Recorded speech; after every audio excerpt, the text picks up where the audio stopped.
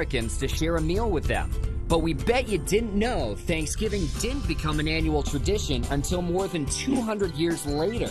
That first Thanksgiving in 1621 wasn't just one big meal. It was a 3-day festival of eating, hunting, and other entertainments in honor of the Pilgrims' first successful harvest. The Indians killed 5 deer as gifts for the colonists, so venison was definitely on the first Thanksgiving menu. But we bet you didn't know that turkey was not. They also didn't have pumpkin pie or potatoes, which hadn't been introduced to New England yet. And while they may have eaten cranberries, they would have been served plain, not in a sauce or relish. The Pilgrims didn't plan on starting a Thanksgiving tradition.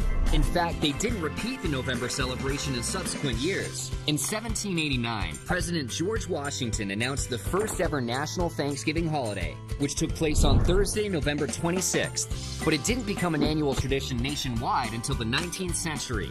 That's when an American writer named Sarah Josepha Hale, most famous for writing the nursery rhyme Mary Had a Little Lamb, was inspired by a diary of Pilgrim life to recreate that first Thanksgiving feast.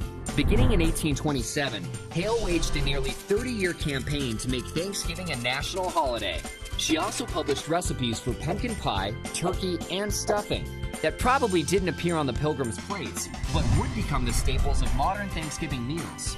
In 1863, in the midst of the Civil War, President Abraham Lincoln announced that the nation would celebrate Thanksgiving every year on the final Thursday in November.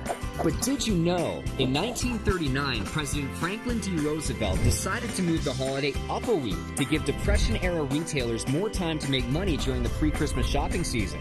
The move was widely criticized, and in 1941, FDR signed a bill fixing Thanksgiving on the 4th Thursday in November, where it stays today. One of the quirkiest Thanksgiving traditions began in 1989, when President George H.W. Bush granted the first official pardon to a turkey. Every November since then, the current Oval Office occupant has given a reprieve to 1 or 2 turkeys, sending them into retirement on a farm rather than to a dinner table. Though it only began in the late 20th century, the story has become one of the more unusual chapters in the long history of Thanksgiving traditions.